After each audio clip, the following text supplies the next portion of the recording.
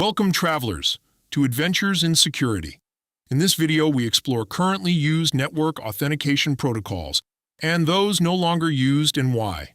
You can download the script for this video from link below. In this video, we're going to walk through secure advanced network authentication protocols you're expected to recognize as security professionals. We'll start with the PPP-era basics, PAP and CHAP, so you understand why they're considered legacy. Then we'll move into the modern enterprise building blocks. EAP is a framework, IEEE 802.1x for port-based access control, and AAA backends like RADIUS and TACACS+. After that, we'll compare common EAP methods, EAP TLS, PEAP, EAP PSK, EAP MD5, and Cisco's LEAP, highlighting where each fits and where it fails. Finally, we'll zoom out and connect the dots. What older protocols were replaced, why security improved over time, and what good looks like today in a zero-trust world. As you watch, think within scenarios. Wired switch ports, corporate Wi-Fi, VPN access, and admin access to network gear. Let's get started. Before we name protocols, let's anchor on what we're trying to accomplish. In networking, authentication is usually part of the AAA. Authentication, authorization, and accounting. Authentication answers, who are you? Authorization answers, what are you allowed to do? And accounting answers, what did you do and when?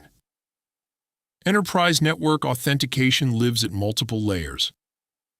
A user or device authenticating to Wi-Fi, a laptop authenticating to a switch port, a VPN client authenticating to a gateway, or an admin authenticating to a router. You should be able to troubleshoot and select IAM components like EAP and IEEE 802.1x, and to recognize related auth technologies such as SAML, Kerberos, and OAuth. The big idea is that identity becomes the control plane for access. So when we evaluate protocols, we'll keep asking, do we get mutual authentication? Are credentials protected in transit? Can we centralize policy? And can we log everything for detection and investigations? Now let's talk threat model, because security features only matter relative to the attacks you're trying to stop. Common failures include sending credentials in the clear, letting attackers replay captured logins, and accepting a fake authentication server during a man-in-the-middle attack. On wireless, the classic scenario is a rogue access point that tricks clients into connecting. On wired, it can be an unauthorized device plugged into an open jack. We also care about credential stuffing and password spraying, because if the protocol depends on a reusable password, attackers will try to guess it. So our goals are: protect credentials on the wire, resist replay, enable strong factors like certificates or tokens, and support centralized enforcement. Finally, we want strong auditing, because authentication without logging is basically trust me. Keep those goals in mind. They explain why we moved from PAP to CHAP to EAP methods that ride inside TLS tunnels and can generate cryptographic session keys. Let's begin with PAP, Password Authentication Protocol. PAP shows up in point-to-point protocol, which was widely used for dial-up links and later PPP-OE. Conceptually, PAP is simple. The peer sends a username and password to the authenticator, and if they match, the link is allowed to carry network traffic. The problem is equally simple. PAP does not provide a protected exchange by itself, so if an attacker can capture the traffic, they can recover the credentials. That's why we treat PAP as legacy and avoid it on untrusted networks. If you ever inherit a system that still uses PAP, your defensive options are to wrap it in a secure tunnel, like a VPN, or better, migrate to an authentication method that provides challenge response or certificate-based mutual authentication. On exams and in real life, PAP is a red flag unless there's another control that protects the link end-to-end. CHAP, Challenge Handshake Authentication Protocol, was designed to be safer than PAP in PPP environments. Instead of sending the password directly, the authenticator sends a random challenge. The peer proves it knows the shared secret by hashing the challenge and returning a response, creating a three-way handshake. This helps prevent simple credential capture because the password itself isn't transmitted. But CHAP has limitations you need to remember. Traditional CHAP relies on older hash constructions and does not give you modern features like certificate-based mutual authentication or robust session key management. Also, if an attacker captures the challenge and response, they may be able to attempt offline guessing attacks against weak passwords. So CHAP is better than PEAP, but it's still not where we want to be for high-security enterprise access today. The modern direction is to use EAP methods, especially ones based on TLS, so we can have stronger cryptography, better keying material, and stronger identity proofing. Now we're at the pivot point. EAP, the Extensible Authentication Protocol. Here's the key sentence students often miss. EAP is a framework, not a single authentication method. Think of EAP as the envelope that lets two parties negotiate which EAP method they will actually use. That's why you'll hear terms like EAP TLS or EAP PSK. Those are the methods carried inside the EAP conversation. EAP can run over different link layers, including PPP and IEEE 802 networks, which is why it became the foundation for enterprise Wi-Fi and wired network access control. The nice part of EAP is flexibility. You can use certificates, passwords inside a protected tunnel, SIM-based auth in telecom, or pre-shared keys for constrained devices. The security comes from choosing the right EAP method and deploying it correctly. So from here forward, every time I say EAP, I want you to ask, which EAP method and what are its security properties? IEEE 802.1x is what turns EAP into a practical access control system for wired and wireless networks. The simplest mental model is a three-party conversation.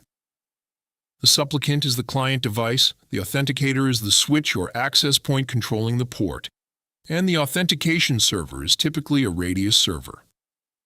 Before authentication, the port is in an unauthorized state, and only 802.1x traffic, EAP over LAN, or EPOL, is allowed. The client and server complete an EAP exchange, and if it succeeds, the authenticator flips the port to authorized and normal traffic flows. In real deployments, 802.1x can do more than allow or deny. You can assign dynamic VLANs, apply downloadable ACLs, and integrate posture checks through NAC platforms. The practical takeaway is, if you want to stop, any device can plug in and get on the network. 802.1x is one of the strongest controls you can deploy, especially when paired with strong EAP methods like EAP TLS. RADIUS, Remote Authentication Dial-In User Service, is the classic AAA backend for network access. Even though the name says dial-in, today it's everywhere: Wi-Fi, VPN concentrators, switches, and NAC. RADIUS follows a client/server model. The network device, often called the NAS, sends an access request to the RADIUS server. The server responds with access accept, access reject, or access challenge. In an 802.1x deployment, the authenticator acts as a pass-through. It carries EPOL on the LAN side and encapsulates EAP messages inside RADIUS on the backend side. RADIUS is also used for accounting, tracking session start/stop, bytes transferred, and other attributes that are useful for auditing and incident response. When you apply RADIUS in the field, You're usually integrating it with an identity store, like Active Directory via LDAP/Kerberos, and then defining policies. Which users or devices can access which network segments under what conditions? Here's where security X-level thinking matters. RADIUS is widely deployed, but you must harden it. Classic RADIUS uses shared secrets and does not encrypt all attributes end-to-end, so you should treat the backend as sensitive traffic. Best practice is to place RADIUS on a protected management network, restrict which devices can talk to it, and use long, random shared secrets. For environments where traffic may traverse untrusted segments, like across sites or through service provider networks, consider RADIUS over TLS, often called RADSec, which is defined for encrypting RADIUS transport.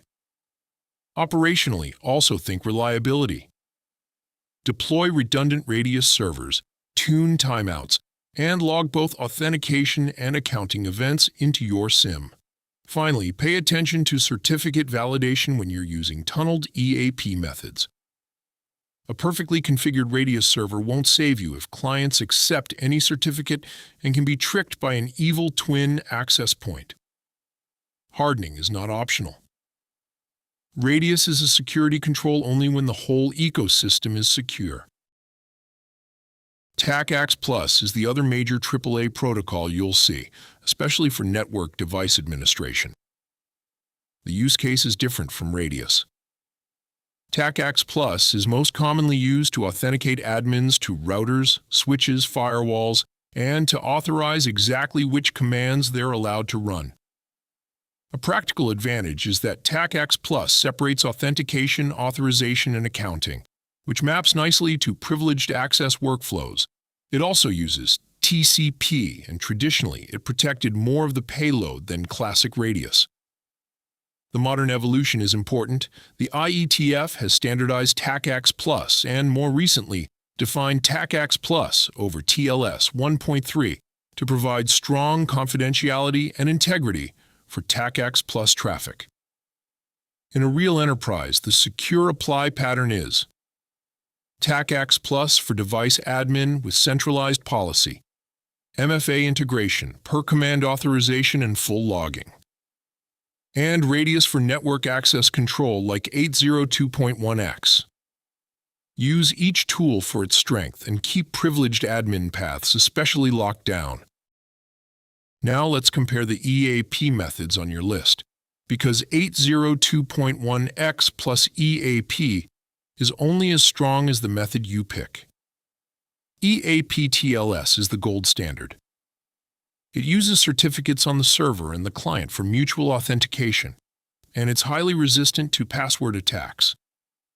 PEAP is extremely common because it creates a TLS tunnel using a server certificate, then runs an inner authentication, often a username and password method, inside that encrypted tunnel. EAP PSK uses a pre-shared key and is mainly seen in constrained or specialized environments where you can't run a full PKI. EAP MD5 is considered weak because it does not provide mutual authentication and is vulnerable to offline guessing. It should not be used for modern network access. Finally, Cisco LEAP is a legacy method with known weaknesses and has largely been replaced by stronger tunneled methods like PEAP and alternatives like EAP Fast or certificate-based EAP TLS. Your job is to match method to risk and operational reality. For a detailed look at how TLS works, see my video in the video description. Let's apply EAP TLS in a realistic deployment. Step 1 is PKI. You need a certificate authority you trust, a way to issue certificates to users or devices, and a lifecycle plan, renewal, revocation, and recovery when a laptop is lost. Step 2 is RADIUS configuration. The RADIUS server needs a server certificate, trust anchors for client cert validation, and policies that map certificate identities to access decisions, like putting corporate devices into a production via LAN and unknown devices into a quarantine via LAN. Step 3 is endpoint configuration. You enable 802.1x on the client, specify EAP TLS, and configure it to validate the server certificate so it can't be tricked by a rogue authenticator. The payoff is big.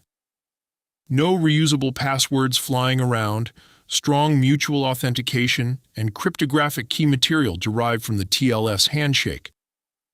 If you're building a modern, passwordless network access story, EAP TLS is one of the cleanest patterns we have.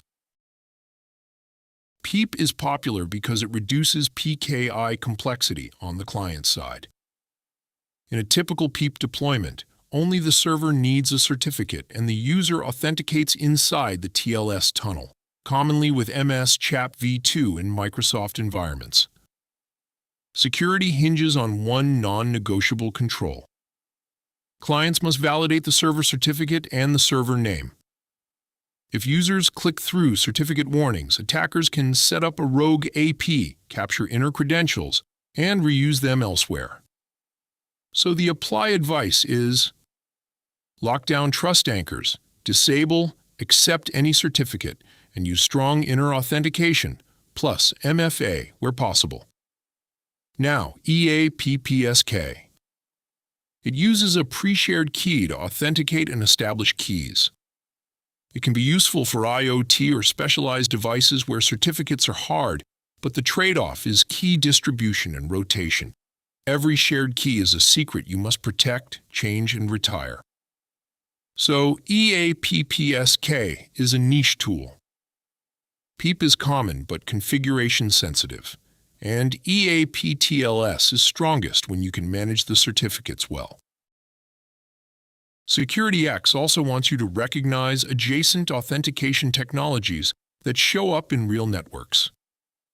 Kerberos is the classic ticket-based protocol used heavily in Windows domains for authenticating users and services.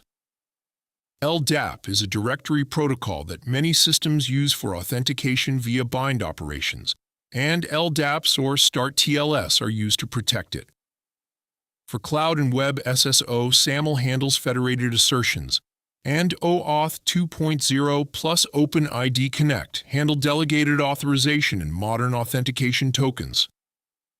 In telecom and some large roaming environments, Diameter is a modern AAA protocol that evolved from earlier AAA designs and is used widely in carrier networks. And for device and service authentication, you'll see mutual TLS, MTLS inside service meshes, and IKE/IPsec for VPN peer authentication using certificates or PSKs. The apply lesson is: pick the protocol that matches the layer, network access, device admin, enterprise SSO or service to service. And then ensure transport protection, strong identity proofing, and centralized logging. Let's wrap up with the evolution story. Early network authentication started with simple shared secrets, PAP and CHAP on point-to-point links, because the main goal was: is this the right user? As networks became shared and hostile, we needed stronger guarantees, so EAP provided a framework for extensible methods, and 802.1x made EAP enforceable at the switchport or Wi-Fi association. AAA servers like RADIUS and TACACS plus centralized policy and gave us auditing. Then the industry pushed towards stronger cryptography. TLS-based EAP methods, certificate-based mutual authentication, and secure transports like RADIUS over TLS and TACACS plus over TLS 1.3. Today, the best practice direction is zero trust. Authenticate users and devices continuously, use least privilege, segment aggressively, and prefer phishing-resistant factors like certificates or passkeys when you can. If you remember one sentence, choose methods that provide mutual authentication and protect credentials, then deploy them with strong key management and logging. That's it for this video. If you learned anything, please remember to give us a thumbs up and subscribe. And until next time, Be careful what you click.